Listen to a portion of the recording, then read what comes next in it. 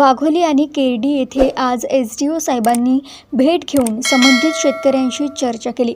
यावेळी प्रशासनाच्या वतीने शेतकऱ्यांनी मोजणी होऊ द्यावी अशी भूमिका मांडण्यात आली। मात्र शेतकऱ्यांनी याला ठामपणे विरोध दर्शवत आधी मोबदला, जमीन संपादनाची प्रक्रिया आणि शेती कशा पद्धतीने घेण्यात येणार आहे याबाबत स्पष्ट चर्चा होणे आवश्यक असल्याचे सांगितले। यावेळी ओमप्रकाश काकडे, राहुल वानखेडे, सुधाकर उमाडे, रोशन तडस, संतोष ठाकरे या शेतकऱ्यांनी प्रशासनासमोर आपली भूमिका स्पष्ट केली। आतापर्यंत आमच्याशी कोणत्याही प्रकारच्या मोबदल्याबाबत चर्चा झालेली नाही। आमची शेती कशा पद्धतीने घेणार, किती जमीन घेणार, त्याचा मोबदला किती मिळणार किंवा शेतकऱ्यांचे पुनर्वसन कसे केले जाणार याबाबत कोणतीही ठोस माहिती देण्यात आलेली नाही। मग कोणतीही चर्चा न करता आणि मोबदला निश्चित न करता आम्ही मोजणीला परवानगी कशी द्यायची असा सवाल शेतकऱ्यांनी उपस्थित केला। शेतकऱ्यांच्या म्हणण्यानुसार जमिनीची मोजणी ही पुढील जमीन संपादन प्रक्रियेतील महत्त्वाची बाब असल्याने मोजणीपूर्वी सर्व बाबी स्पष्ट होणे गरजेचे आहे। मोबदला आणि इतर हक्कांबाबत स्पष्टता नसताना मोजणी करून घेणे म्हणजे शेतकऱ्यांच्या हिताला बाधा पोहोचण्याची शक्यता असल्याची भीती त्यांनी व्यक्त केली। एसडीओंनी शेतकऱ्यांना मोजणी होऊ देण्याचे आवाहन केले असले तरी शेतकऱ्यांनी एकमुखाने आपला विरोध कायम ठेवला। आधी चर्चा, त्यानंतर निर्णय आणि त्यानंतरच मोजणी अशी ठाम भूमिका यावेळी शेतकऱ्यांनी घेतली। वाघोली आणि केरडी परिसरातील शेतकऱ्यांनी प्रशासनाने त्यांच्या मागण्यांकडे गांभीर्याने पाहावे, संबंधित सर्व बाबींची सविस्तर माहिती द्यावी आणि योग्य मोबदला निश्चित करण्याबाबत चर्चा करावी अशी मागणी केली आहे। दरम्यान शेतकऱ्यांचा विरोध लक्षात घेता या प्रकरणात प्रशासनाची पुढील भूमिका काय राहणार आणि मोबदला व जमीन संपादनाबाबत शेतकऱ्यांशी कधी सविस्तर चर्चा केली जाणार याकडे परिसरातील शेतकऱ्यांचे लक्ष लागले आहे। यावेळी ओमप्रकाश काकडे, राहुल वानखेडे, सुधाकर उमाडे, रोशन तडस, संतोष ठाकरे, अनिल उके, विनायक तिरोडे, सुरेश सारेमोरे, भरत तिरोडे, मंगर, छोटू काकडे आणि इतर शेतकरी उपस्थित होते। नमस्कार, मी ओमप्रकाश मोहनराव काकडे वाघोली या गावातून आलेलो आहे। शेतकरी संघर्ष समितीमार्फत आम्ही प्रत्येक शेतकऱ्यांना एकजूट करण्याचा प्रयत्न करत होतो।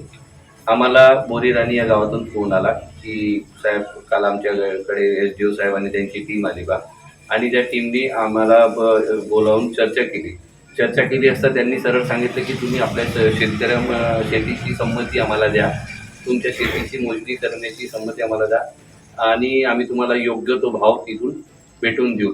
पण त्यांनी योग्य तो भाव कोणता देणार आहे याच्याशी यांच्यासोबत कोणतीही प्रकारची चर्चा केलेली नाही। मग या लोकांमध्ये समभ्रम निर्माण झाला की काय होणार। मग काही लोकांनी सांगितले की नाही बा, तुम्ही सरळ शेती नाही द्याल तर आम्ही तुमच्या अकाउंटमध्ये पैसे टाकून देऊ आणि आपलं काम सुरू करून टाकू। मग हे यांच्यात थोडंसं भीतीचं वातावरण निर्माण झालं। त्या गावातील लोकांनी आम्हाला फोन केला, आम्हाला बोलावलं आणि मग आम्ही यांच्याशी चर्चा केली आणि आम्हाला सांगितलं की तुम्ही भिण्याचं कारण नाही आहे, आपण सर्व शेतकरी एकजूट आहोत, आपण सर्व शेतकरी एकत्र मिळून मिसळून हा लढा लढूया आणि सर्वांना न्याय मिळेल, सर्वांना चांगला योग्य तो भाव मिळेल अशी अपेक्षा आम्ही शासनाकडून करूया। हे शेतकरी संघर्ष समितीमार्फत, त्याच्यानंतर किसान ब्रिगेड संघटना, बळीराजा शेतकरी संघटना, अशा प्रत्येक भरपूर साऱ्या शेतकरी संघटना एकत्रित येऊन आणि प्रत्येक शेतकरी हा एकत्रित आला पाहिजे आणि हा लढा एकत्र येऊन लढला पाहिजे, हीच आमची विनंती आहे।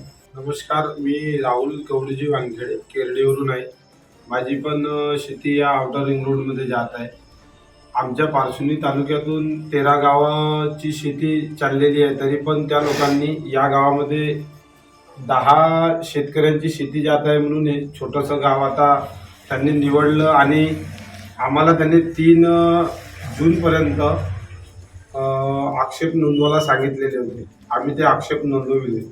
त्या आक्षेपावर कसल्याही प्रकारे पारसुनी तालुक्यातील शेतकऱ्यांची मीटिंग न घेता त्यांनी बोरीराणी या गावात येऊन या शेतकऱ्यांना जिल्हा परिषद उच्च प्राथमिक शाळा खेडी बोरी येथे बोलवून त्यांना 10 ते 12 लोकांना बोलवून त्यांची मीटिंग घेऊन त्यांना सांगितलं की आम्ही तुमच्या इथे मोजणी करणार आहोत।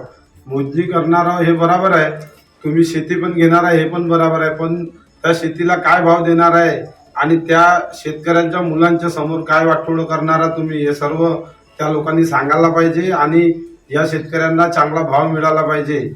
यासाठी आम्ही आता शेतकरी संघर्ष समिती, किसान ब्रिगेड समिती आणि या सर्व तालुक्यातील सर्व लोक एकत्र येऊन या पारशिवनी तालुक्यातील शेतकऱ्यांना न्याय देण्यासाठी आता सर्व एकत्र शेतकरी येऊन ही सर्व वाटचाल सुरू आहे. तरी पण हा आमच्या शासनाला मेसेज राहील की सर्व शेतकऱ्यांना लवकरात लवकर आपली पारशिवनी तालुक्यातील मीटिंग लावून काय रेट देणारा हे सर्व कळवावे.